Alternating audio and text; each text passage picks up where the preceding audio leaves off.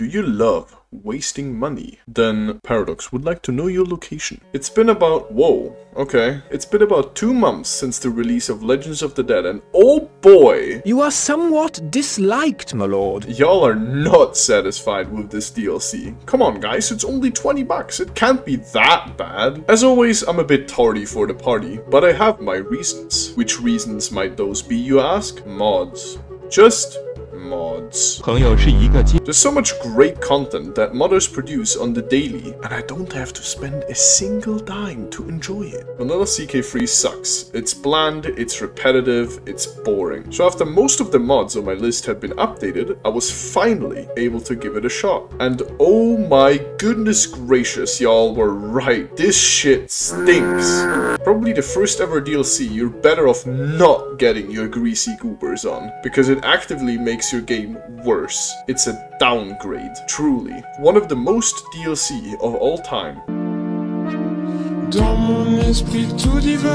Let's get the free update out of the way. While legitimacy seems like a neat mechanic at first, it becomes obsolete quite quickly. Not in a way of necessity, don't get me wrong, the buffs and penalties applied are great, but in ways of strategy. There are dozens of ways to acquire legitimacy passively, so maxing it out is not really a hard task at all. You will simply do so as you play. Conquer some shitholes and you're good. You hardly lose it. You don't have to pay attention to it. Most of the time you can ignore the whole mechanic altogether, which is sad, to be honest. In medieval times, being seen as a legitimate ruler was what made or broke the realm, but here, you're legitimate just by existing. You also sort of need the DLC to utilize legitimacy as a whole, which brings us to the...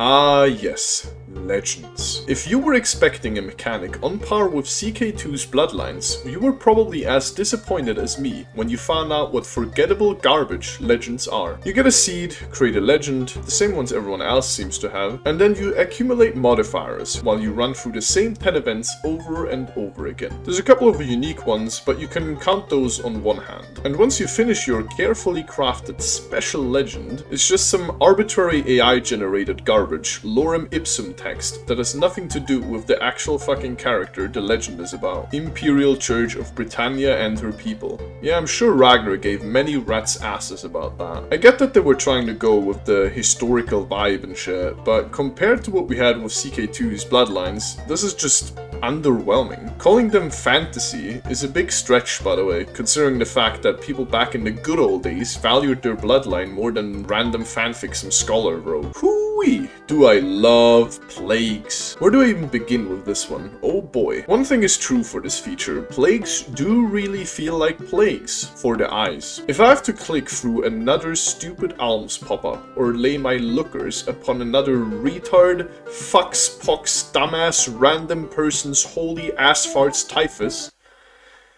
I will suffer a stroke in real life. There's no bloody end to it. Even on the lowest game rule setting, plagues will bite your ass more often than a mosquito on a hot summer evening you forgot to close your windows on. That shit's just annoying as hell. It's fake difficulty at its finest. The only thing being tested here is your willpower to click through all the events before you kill yourself. Double that if you're trying for a legend. Holy moly. There's no strategy behind this. A plague breaking out every 10 to 20 years is fine, but all of this random, arbitrary nonsense feels so generic and unimmersive. And that's just the best way to describe all of it, really. Bland, generic, and arbitrary. I know they've addressed most of this in their recent community post, and they're rolling out an update on the 8th of May, but honestly, I doubt much will change. 20 bucks, Paradox?